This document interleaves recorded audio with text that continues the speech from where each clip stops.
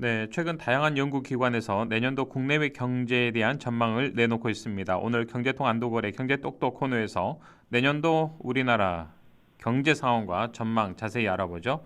안도걸 경제연구소의 안도걸 전 기재부 차관님 연결돼 있습니다. 차관님 안녕하십니까? 네, 안녕하세요. 자, 차관님 가장 먼저 관심이 가는 대목이 바로 내년도 우리나라의 경제 성장률일 텐데 어느 정도 좀 성장할지 관심입니다. 어떻게 전망하시는지요? 네, 이제 거시 경제 전망에 대해 이제 가장 권위 있는 기관이 KDI하고요. 한국은행이잖아요. 여기 전망치를 보면은 KDI가 내년 성장률 2.2%로 전망하고 있고 한국은행은 조금 낮은 2.1%로 전망하고 있습니다. 근데 민간 연구소에는 좀 더 낮게 보고 있네요. LG 연구소 경우 1.8%까지로 이렇게 좀 낮게 전망을 하고 있습니다. 네. 네. 자, 내년도 이제 경제 성장률이 2% 전후로 좀 이 전망이 되는 것 같은데 네. 올해와 비교했을 때 좀 경제가 어느 정도 좀 나아진다는 것인지 어떻게 이걸 좀 해석하면 좋겠습니까? 네네. 그러니까 먼저 이제 금년 경제 성장률을 이제 봐야 되는데요. 네. 지금 이제 한 달 못 남았지 않습니까? 그런데 이제 성장률 전망치가 1.3에서 1.4%로 좀 예상이 됩니다. 이 수치는 우리가 경제 위기 때를 빼고는 역대급으로 낮은 수준입니다. 그리고 21년도에 4.1%, 작년에 2.6%에 비해서도 이게 크게 낮죠. 그래서 이처럼 금년 성장률이 과거 평균치에 비해 미달하기 때문에 까먹는 성장분, 그걸 전문 용어로 기저효과라고 하거든요. 이걸 감안할 때 내년 2% 전후 성장률은 금년과 별반 다름없는 수준이다 이렇게 말씀드릴 수 있겠습니다. 네. 따라서 우리 국민들이 체감할 수 있는 경제 성장이나 경기 개선은 크게 기대하기 어렵다 이렇게 보여집니다. 아, 그렇군요. 자, 그런데 네, 차관님 일부에서는요. 네. 내년도 경제 성장률이 2.1%에서 2.2%대 이 잠재 성장률 수준 정도 되니까 뭐 낮은 수준 아니다. 이렇게 보는 견해도 있는 것 같은데 어떻습니까? 네, 이제 먼저 잠재 성장률이라는 게요. 이제 한 나라가 보유하고 있는 인력 자본을 완전 고용해서 최대로 성장하는 했을 때의 성장률이거든요. 지금 우리나라 연구기관들이 지금의 우리나라 잠재 성장률을 2% 수준으로 보고 있기 때문에 실제 2%전 성장이 되면 적정 수준 아니냐라고 주장할 수 있겠죠. 네. 그런데 정말 우리 경제가 가지고 있는 문제는 생산 인구 감소 등으로 지금 잠재 성장률 자체가 너무 빠르게 떨어지고 있다는 겁니다. 그래서 빠르게 떨어진 잠재 성장률 2% 수준에 우리가 만족하고 여기에 적응해야 되느냐 하는 것은 이제 별도 문제이죠. 그보다는 우리에게 지금 필요한 것은 잠재 성장률 자체를 좀 높여야 되는 겁니다. 인구는 줄고 있지만은 우리가 첨단 과학 기술력을 키우고 고급 인재를 양성하고 노동시장 계획 등을 통해서 경제의 생산성을 높여서 잠재 성장률을 높이는 것이 지금 우선 과제인 겁니다. 우리나라보다도 성숙된 경제가 미국이잖아요. 미국 같은 경우도 챗 GPT 등 AI 산업 등에서 혁신이 지속적으로 좀 이루어지면서 금년도 경제 성장률이 우리보다 높은 2.1%에 좀 달할 걸로 예상되거든요. 그리고 이웃나라 일본이잖아요. 잃어버린 30년 저성장 늪에 빠져 있었는데 금년에 일본의 성장률이 2%에 달해서 처음으로 있잖아요. 또 예. 성장률에 역전이 일어날 수 있는 상황입니다. 우리가 지금 분발해야 될 상황으로 보여집니다. 네. 자, 이런 경제 성장률이요. 정상적인 네, 상황을 이제 전제를 한 것이고 미국과 네, 중국의 기술 패권 그리고 중동 전쟁 등의 이른바 지정학적 리스크 등의 여러 다양한 대외 여건의 변화에 따라서 달라질 수 있는 그 가능성 굉장히 높은 거죠. 네, 맞습니다. 이제 지정학적 갈등이 생기면은 이제 중동 전쟁 있지 않습니까? 확산되거나 하면 유가가 급등되겠죠. 또 그리고 세계 경제를 사실상 끌고 가는 중국 경제가 내수 회복이 지체가 될 수 있거든요. 지금 굉장히 농후합니다. 이런 대리스크가 경제 성장에 중요한 변수로 작용할 수도 있습니다. 그래서 한국은행의 경우에도 이렇게 지정학적 리스크가 좀 심화될 경우에는 성장률이 1.9%까지 떨어질 수도 있다. 그리고 또 지금 반도체 경기가 일부 좀 살아나는 게 있잖아요. 이게 예상보다 또 빠르게 있잖아요. 이제 반등할 경우에는 2.3%까지도 높아질 수 있다라는 좀 다양한 시나리오를 좀 전망하고 있습니다. 네. 자, 어찌됐든 내년도 경제 네. 성장률이 소폭 높아지는데 경제 성장을 구성하는 소비나 투자 그리고 뭐 수출 등의 부문별 전망은 어떤지 궁금합니다. 예, 순서대로 한번 보시죠. 먼저 소비의 경우는요. 적어도 내년 중반기까지는 지금의 고금리 기조가 유지가 될 것 같습니다. 그러면은 민간 소비가 금년과 비슷하게 1% 후반대 증가에 끝일 것으로 좀 전망이 좀 됩니다.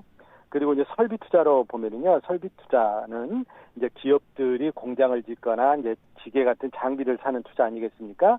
요거는 금년보다 나을 것 같아요. 왜냐하면은 이제 우리 삼성전자나 하이닉스 회사들이 반도체 첨단 공정을 개선하는 투자를 지금 계획하고 있거든요. 그리고 전기차라든가 2차 전지 등 신성장 분야에서 기업 투자가 좀 늘 것 같습니다. 이렇게 보면은 설비 투자는 한 2.4에서 4% 수준 증가할 거다 이렇게 보여집니다. 그런데 이제 문제는 또 건설 투자가 있거든요. 주택이라든지 우리 이제 토목 사업을 이제 말하는 거죠. 그런데 요거가 바로 1.8% 감소할 것으로 좀 전망이 됩니다. 왜냐하면은 2021년 말부터 주거용 건물의 신규 수주나 착공 물량이 줄었잖아요. 예. 그래서 실제 이제 투자가 현실로 나타나는데 이 분이 많이 좀 줄 걸로 보여집니다. 세 번째는 이제 수출은 우리나라 제일 수출 품목이 반도체죠. 반도체의 경기가 조금 개선되고 있는 추세입니다. 따라서 상품 수출은 이제 3 내지 4% 증가할 것이다. 이렇게 예상이 되고요. 서비스 수출도 우리나라를 찾는 외국인 여행객들이 좀 증가할 것으로 보이기 때문에 이건 역시 회복될 것 같습니다. 네. 그래서 종합적으로 이제 보면은요, 민간 소비와 건설 투자는 이제 부진한데, 이제 수출과 설비 투자가 이렇게 좀 증가하면서 이 감소분을 좀 만회하는 뭐 그런 모습으로 나타날 것 같습니다. 네. 자, 차관님 국민들 입장에서 볼 때는요. 가장 또 관심이 가는 대목이 바로 실생활과 밀접한 소비자 물가 그리고 일자리 즉 고용 상황이지 않을까 싶은데요. 이에 대한 전망 어떻습니까? 예, 소비자 물가 경우에는 내수 증가세가 이제 둔화가 되기 때문에 올해보다 낮은 한 2.6% 수준 상승률이 지금 전망되고 있죠. 이렇게 되면 우리 소비자들의 장바구니 물가 부담은 좀 줄 것으로 보여집니다. 다음으로 이제 고용 사정인데 제일 중요한 게 취업자 수거든요. 취업자 수는 내수하고 굉장히 내수 경기가 이제 영향이 큽니다. 그래서 내수가 좀 안 좋기 때문에 내년도 취업 증가 분이 21만 명에서 24만 명으로 예상이 되거든요. 금년보다 조금 떨어지는 수치가 될 것 같습니다. 그리고 실업률도 올해보다 조금 높아져서 한 2.9에서 3.0% 수준으로 예상이 되고 있네요. 즉 고용 사정은 금년보다 좋아지지 않을 것으로 이제 보여집니다. 네. 자, 우리나라의 경제는 대외 무역 의존도가 매우 높아서요. 국제 경제 동향에도 크게 영향을 받을 수밖에 없는 이런 구조를 가지고 있는데 내년도 세계 경제 성장률을 전망 어떻게 좀 예측해 볼 수 있을까요? 네, 국내 이제 경제 예측 기관들이 이제 내년도 이제 세계 성장을 전망하고 있는데요.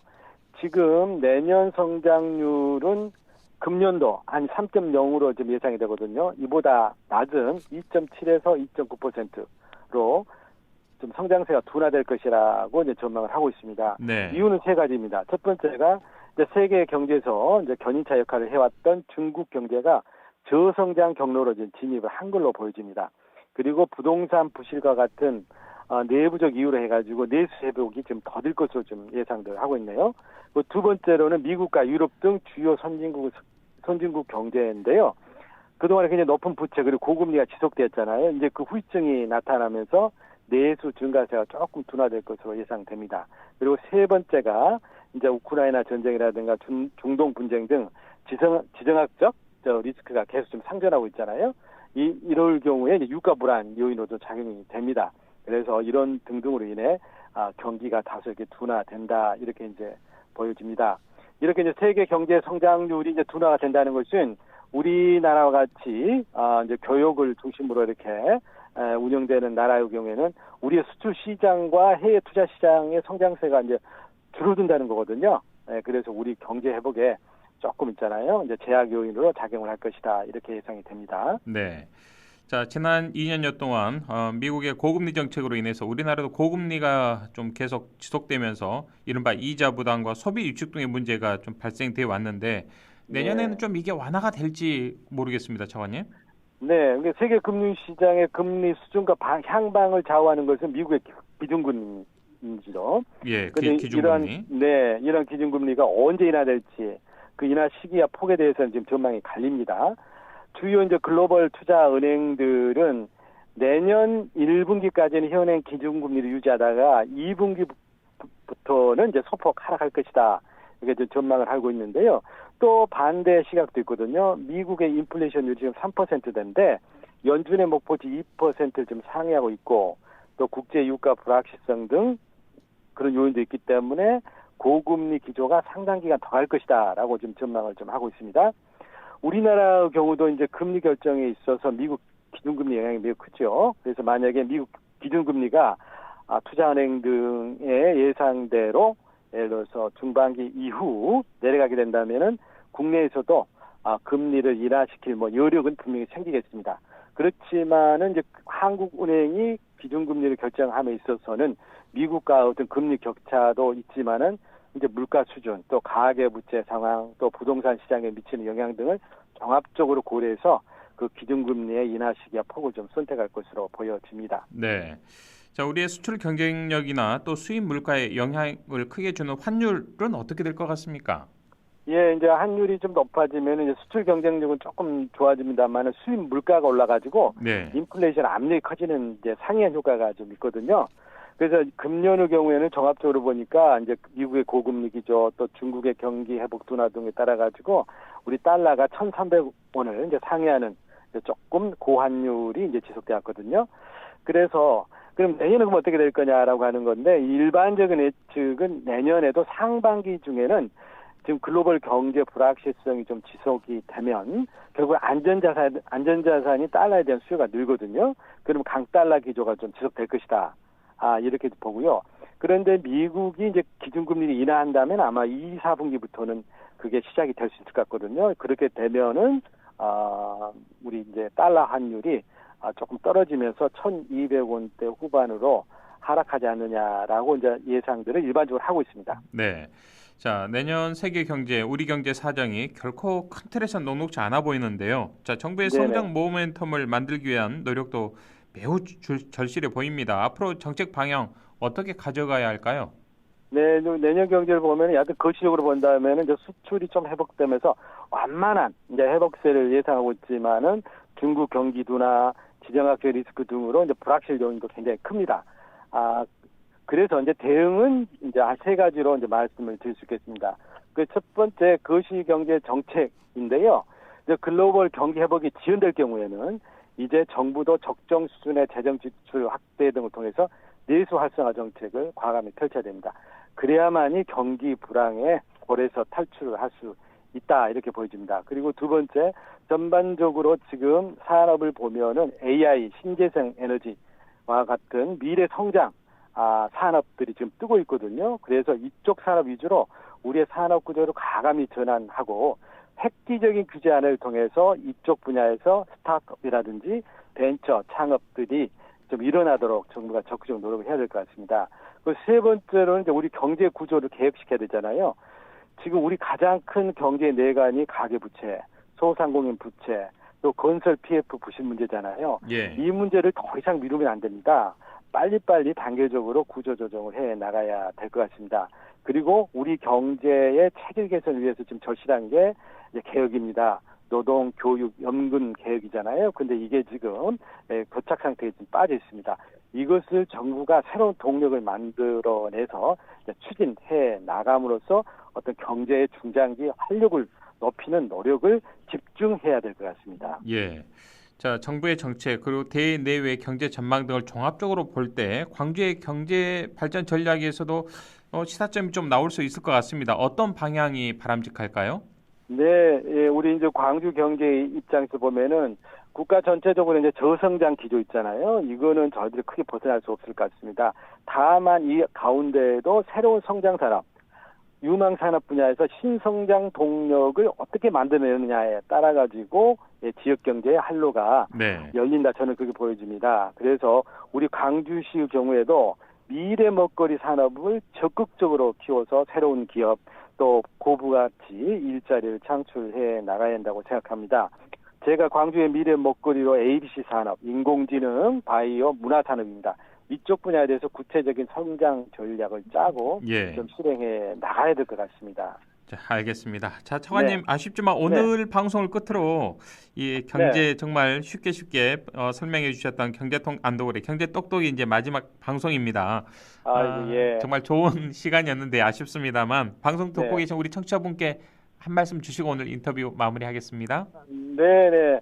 그동안 PBS 경제 똑똑을 통해서 우리 시청자 여러분들과 경제 현안에 대해서 같이 논의하고 공감하는 그런 좋은 시간들을 저는 가졌습니다. 예. 너- 여기에서 이제 중단하게 돼서요. 아쉽고 그렇지만 더 좋은 있잖아요. 네, 프로그램으로 될 것 같고요. 내년이 이제 청룡해입니다. 우리 시청자 여러분 내년에 뜻하시는 바 아주 크게 성취하시고요. 내년에도 행복하시기를 제가 기도하겠습니다. 알겠습니다. 우리 차관님이 네. 가시는 길에도 좋은 일만 생기기를 저희도 함께 응원하고 지켜보도록 하겠습니다. 차관님 예. 그동안에 너무 감사드리고 고맙습니다. 네, 감사합니다. 네, 지금까지 안도골 경제연구소의 안도골 전 기재부 차관과 함께했습니다.